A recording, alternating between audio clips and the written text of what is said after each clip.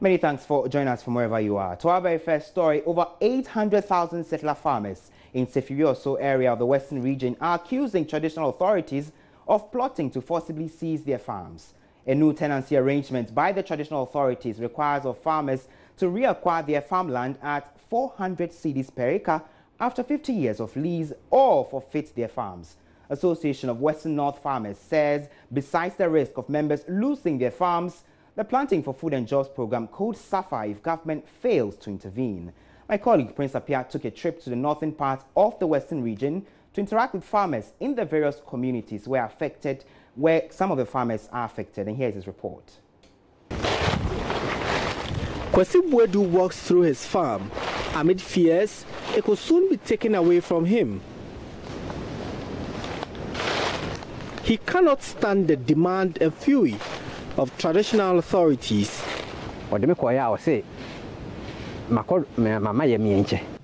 The chief complained that I had sublet part of my farm to another person. My 35-acre farm has been taken away from me now. It is difficult for me now. My daughter's school fees is at stake.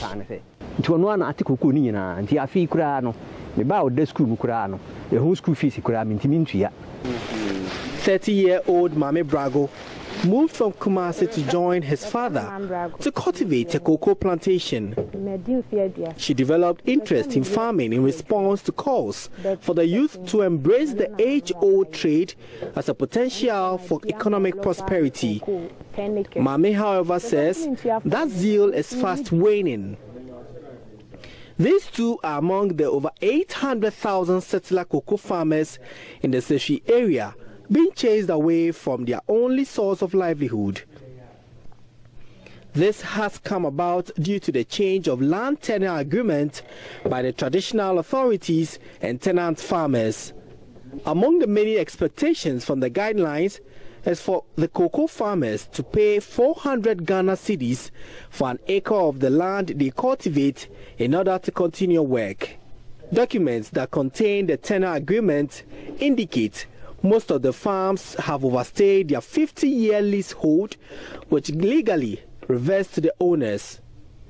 87-year-old cocoa farmer Nana Kwesi Jewu, who has worked in Kala community close to 50 years, is one of the victims. Though officially impaired and weak, his 100-acre cocoa farm has been taken away from him because he cannot meet the new agreement. 20 years. I started farming here since 1971. I farmed for more than 20 years before I went blind for 19 years. Most of my cocoa trees are weak. The chiefs have asked people to cultivate my land. I have been contemplating suicide since my farm was taken from me. I take care of 14 children.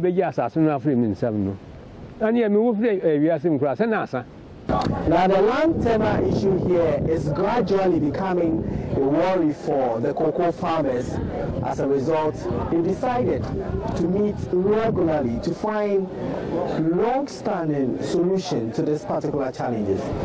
They are losing their farms, losing their livelihoods, and they don't know what to do. It seems to have proven futile after several petitions to the Agri Minister and other relevant stakeholders. Nana Kojo Ejari is the chairman of the settler farmers in the Sefwi area.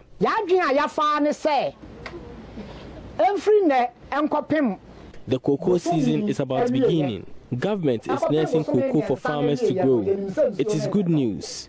We are cutting down old trees to plant new ones. From now till the end of the 3rd month, if the president doesn't come to our aid, we will take the seedlings, but we will not plant them. We will take the seedlings, but we will not plant them. Love News is also privy to a 1986 government white paper on recommendations by a committee of inquiry on similar confrontations over the same issue. Traditional authorities, however, say the farmers have been misinformed by their leadership, which was part of processes that culminated in the new land tenure fees. The Lands Committee of Sefwi Traditional Council explains the 400 Ghana cedis per acre covers a 50-year period and not an annual fee, as has been misinterpreted. Vice Chairman Nana Kwawansa Bedietuo II is Vice Chairman of the 5-member committee. With this program was that we met at the big hall here, together with the Chief Executives, Land Commission, representatives of farmers, tenant farmers. But their perception was there was a program that they were coming to cut every cocoa, mostly the diseased ones. So what happened was they decided that maybe after cutting the cocoa farms, we may drive them away. But we made it a point to them that that wasn't our perception. We are not going to drive any farmer from his or her land. But our decision was we want each and everyone to get a document on his or her land, which indicate that he is the owner of the piece of land he is working on. In fact, after the decision, then we have to sensitize what we said here. So we went around every village in Sefwi, sensitizing what we discussed over here, made it clear to them that the money was 400. In short, it is 800 cedis a year. Yeah, 8 cedis a year. They, however, maintain the wealth generated from the land must also benefit the host communities in terms of infrastructural development. Now, the contribution of these settler cocoa farmers here to the larger baskets cannot be underestimated. Their contribution is very key to the name Ghana has made in the cocoa production in the world over. So should this challenge continue, where lies the future of cocoa in this country? Let's still stay on Agric a while longer because tons of farm produce could go waste in parts of the Upper East region due to lack of storage facilities and a ready market. Farmers in the region say their harvests in the last season were good despite the fall armyworm invasion. For Joy News Agenda, which focuses on government's Planting for Food and Jobs program, Upper East correspondent Albert Sorry spoke to some farmers and came through this report. 1,620 farmers registered, 1,200 extension officers, and 1,303 aggregators, if you total them. Now, let's go back to the input suppliers, those who distributed the fertilizer, the seed, their staff, and each we engaged 15 companies who were supplying the fertilizer. And all of them. This was Deputy Minister for Agriculture in charge of horticulture, George Odro, during a recent visit to the Upper East region to assess the impact of government's Planting for Food and Jobs program. The program, according to government, is aimed at producing enough food to feed the nation, export the surpluses, reduce the excessive food import bill, and generate employment for Ghanaians. Last year, 200,000 farmers were targeted nationwide for the program. George Odro was impressed about the strides the Planting for Food and Jobs program has made so far. Now, in addition to that, we are saying we have raised 1,300 aggregators who are buying the produce from the farm gate. Each, even one aggregator is using, say, 2 or 3 trucks. Look at the number of people who are using the trucks, the drivers they meet. When they get there, they're loading and offloading, tablet all of them. Now we'll go back to the buffer, National Buffer Store. It's a warehouse. How many people are there working at the warehouse, especially where you are now? Obviously, there's somebody here working here. When the trucks are here to offload all this, it will be there will be job for boys doing the loading and offloading. Some farmers here in the Upper East region say the Planting for Food and Jobs program was very helpful to them, so they were able to get good harvests despite the invasion of the fall armyworm. The previous years, though we have support from the government, but actually 2017 respectively, we were able to get support from the government, which is the Planting for Food and Jobs program. And based on that program, we were able to expand our acreage. Previously, I did maize at 76 acres, but last I was able to do 150 acres. It's because of the army, the fourth army, when we were not able to get the actual target. But it's better than the previous years because the cost of fertilizer was totally drastically reduced. And based on, I would say that this year it's good. It's better than the other year because you have to spend more to even get your produce. Because seed low was high, fertilizer too was high, and then adding to your labor cost.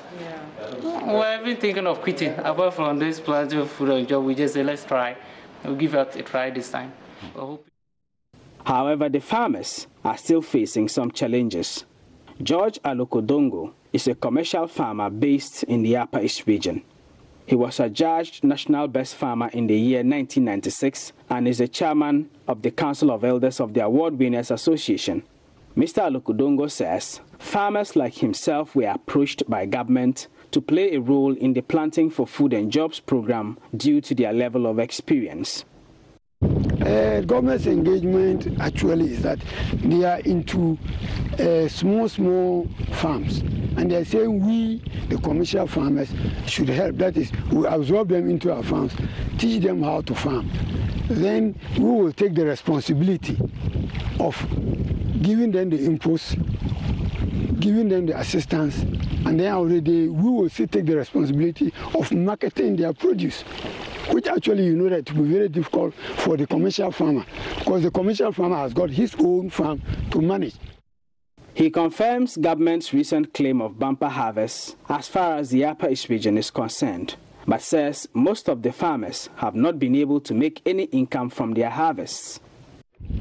Even not by the armyworm. This year, never this year, maize would have been terrible. Though the armyworm came, but people made it.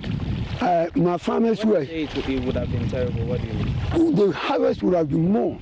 Government couldn't have. Even right now, they don't have a place to store the maize. Earlier on, I started that even me, my people here, we are finding it difficult to sell.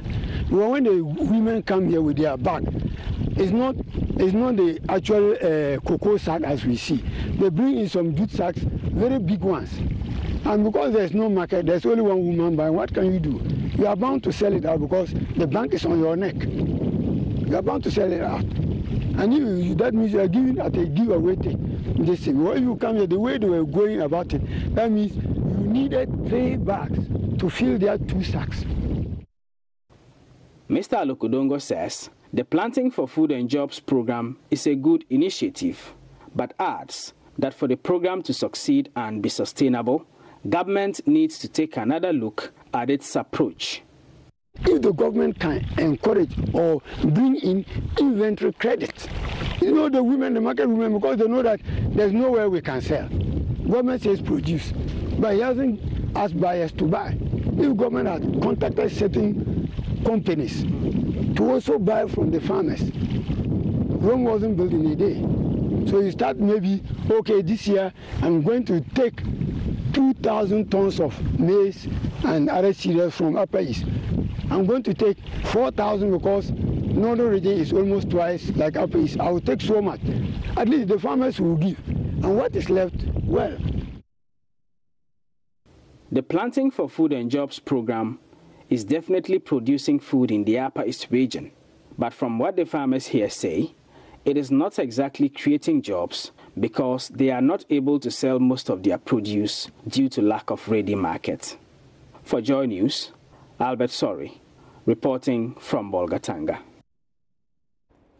Let's move away now from agriculture and do something on governance, because former Vice President Kwesi Emisarata has argued that a recent report from the Auditor General's Department suggesting his administration at the time had engaged in corrupt practices is not enough grounds to see the NDC as a corrupt party. In an exclusive interview with Joy News' MFR Pau, Mr. Emisarata insists there are several more documents and reports that must be considered and appreciated before calling his party names. The issues of process have been raised by the former Speaker, the Right Honorable Dua Jahu. Yeah. So I think that every time an individual makes a judgment, which is supposed to go to some other place for people to then assess, you need to allow the system to make that assessment before. Now it's like the prosecutor has put his statement out, and the people who are accused haven't had an opportunity to respond. So Parliament is the arbiter in this matter and should have been allowed to do that. But no matter what it is, I think that the Auditor General maybe I know him quite well, also anxious that over the years reports have been written and no actions have been taken, and therefore the people of Ghana, it's worrying for him, so he wants to resolve it in a certain way.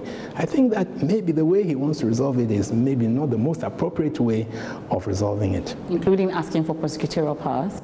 I don't know. You know, the prosecution is such a technical thing, especially in the financial area, that you need to have a lot of people. I don't know whether the Auditor General has enough financial analysts and accountants and so on, which is supposed to be the thing, is the basic qualification for his place.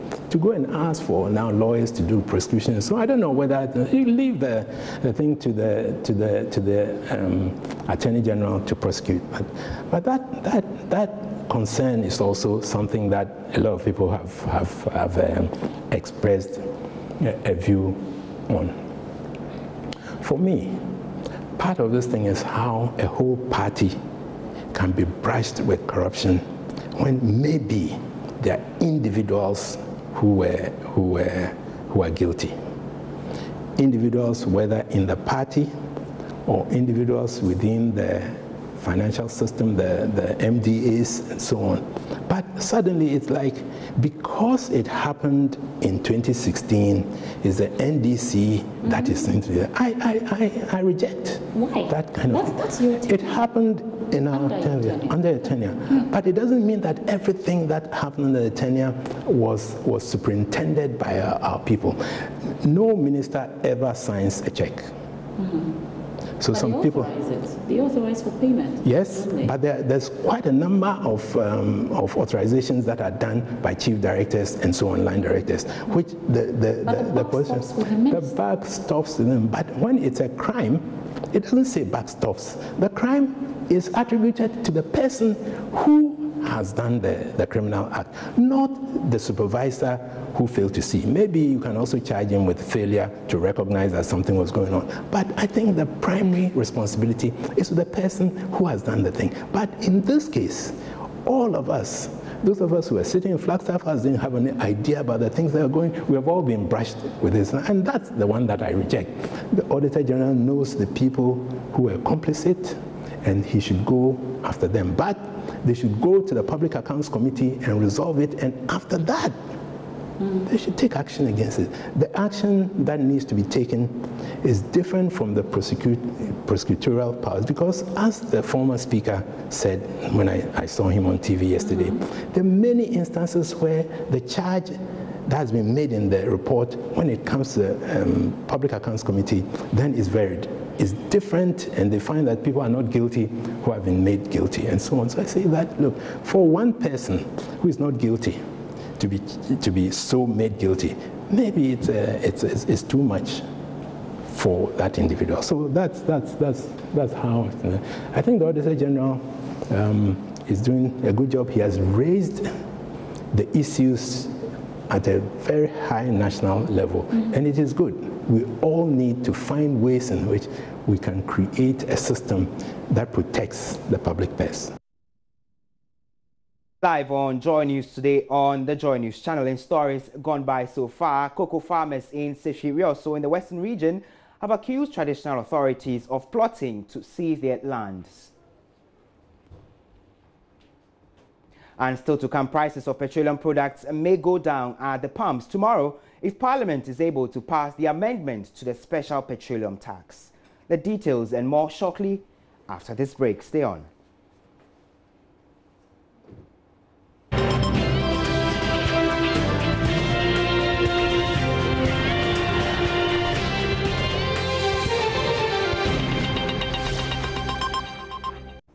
You're welcome back. Now, prices of petroleum products may witness a marginal reduction tomorrow if Parliament is able to pass an amendment to the special petroleum tax. Before the House is a motion seeking a reduction of the tax from the current 15% to 13%. My colleague Elton Brobe has been speaking to the chairman of the Finance Committee of Parliament, Mark Isibeyewa. Reduce the special petroleum tax on the ex-depot price of petroleum products. Essentially, it was a VAT. It was 17.5%, but not to name it as such. They called it a special petroleum tax, 17.5%. And it really led to an increase in the price of petroleum products. So LPG, kerosene, diesel, petrol at the pump. So the ex-pump price also went up. Now, in the first budget of the MPP, there was a reduction. So in April, the government reduced the rate from 17.5% to 15% to bring some relief to consumers. Now, what the government seeks to do in this new amendment bill is that they are changing the tax from an ad valorem. An ad valorem would be like a per unit tax, so that if prices go up, then the rates that the tax that you pay would also go up. If prices fell, then the tax rate would also the tax paid would also come down. Now we are changing it from an ad valorem to a specific one, so that regardless of the price increase or decrease, what you pay stays the same. So some values have been quoted in the bill, and we worked on that at committee yesterday. This was brought under a certificate of emergency. I think everybody recognizes the urgent nature of this because prices have been skyrocketing. More so because the price on the international market, crude, it went up to about 65%. As at yesterday, it's come down to about 58%. So now if you make a specific tax, then what consumers pay at the pump will not be changing when the prices go up. So that's what we have done at committee, and we are going to present the report and take the bill. So if the president assents to it today, then the next window starts tomorrow, which is 16th February, the next pricing window. If we're able to get everything done today, then we have to see some marginal decrease in the prices of petroleum products beginning tomorrow. That's if all the motions are gone through today. Otherwise, then whatever we do now would only kick in the next pricing window, which starts in March. So that's so basically, if you can break it down for me, for the consumer who is much concerned about the rise in price of petroleum products, will this see a significant reduction in terms of percentage-wise as far as the levy is concerned? How do you explain this to somebody who is not abreast with the technicalities? If we kept prices where they are now, 1 liter of petrol sells at 4 cedis 67 pesos. 1 liter. Diesel is also 4 cedis 67 pesos. If we didn't bring this amendment and things stay the same, because there's a drop in the international price of crude, then we would have seen a marginal decline from 4.67 to about 4.58. To about 4.58. With this new specificity being introduced into the tax, if this should kick in immediately, we should see a decline to about 4.5 on the 4.6. In total, then we are looking at a saving of about 70 pesos per gallon. Today on Tech Thursday, we introduce you to the Ghanaian team using recycled materials to build a robot that monitors underwater activities. Now, autonomous underwater vehicles, or AUV, should normally cost about $70,000 to manufacture. But without external funding, the team is building one using basic materials and technology. My colleague, Gifty Andoapia, has the details. Meet Dr. Mark Amoboateng. He is leader of the Ghanaian team building a robot to monitor underwater activities. Autonomous underwater vehicles, or AUVs, are used to map out the sea floor. Ghana, Africa, it tells us, like, in terms of our security, knowing what is happening around us in our shores, that will help us. We also don't know how much biodiversity we have that deep. Most countries in Africa rely on FAO that once a year or so, they come around with their shipping vessel as they move around. So, like when they get to Ghana, then Ghana will say, like, once you're in my waters, let me schedule a mission with you. It cost about $70,000 to build one, but Dr. Amoboating and his team are exploring low-cost and recycled material from his storeroom, which doubles as his tech lab here in Sunyani. So with all those old laptop batteries, what's happening to them? Is it that they are really dead, or we could recycle them? Okay, so we decided to say, let's get a few of these laptop batteries, take them out and see what's up. If we went for all these batteries, we took them out, we just take it apart, we took the individual cells. Each one of these cells gives us an average of about 2.5 amp hours. Okay. So if you put 50 together, you are having about 120 amp hours. If you have 6 of this, you can... If you have 6 of this, then you can power an entire household. Offshore operators in the global oil and gas industry often use AUVs, so Dr. Amoboating and his team applied for financial assistance from the Ghana National Petroleum Corporation, GNPC. GNPC has yet to support the team, but their design has made it to the semi-finals of the Shell X Prize competition, a global solution-based contest. The requirement was that your system should be able to do about 16 hours of underwater mission. So it should be underwater for about 16 hours, yeah, without any tethered, like, shouldn't be connected to any power. So all your power should be with your system. So it should be a system that contains power enough to keep it underwater for at least 16 hours. Yeah. They have just returned from Accra, where they submitted the device for testing by a team of tech expert judges from USA. We were impressed as we were trying to use things out of our local backyard to build that stuff. And they said we are putting too much power. And they were actually scared. Like the first time we were putting this into water, we were scared that probably somebody could be, not even could get electrocuted. This washing machine is being powered by the AUV they are building here. The batteries assembled in the robot generates enough power to sustain a 4-bedroom house for 3 days. Now they await test result by the X Prize team in the United States of America. But they face a tough one. They're competing with 12 other countries across the world. Beyond commercial offshore activities like oil and gas production, AUVs are also useful in military operations and general scientific development. Without external financial support, the team has had to improvise all through, including the use of baby diapers at a point to shield the device from water. Even though the team seem more thrilled now to explore this power generation module to support rural hospitals in Ghana, they are not oblivious that a win in the X Prize competition means a validation of its low-cost module, $7 million for development of this tech solution, and a bragging right for both the University of Energy and Natural Resources and Ghana as a whole. Diapers, empty Sprite bottles, and batteries from broken-down laptops. With these, the young people here are hoping to build a high-tech underwater surveillance system. They're not there yet, but what is not in doubt is their ability to assemble these to produce a much-needed utility, power. What remains, though, is funding and a national support that will make their brains useful in solving national problems.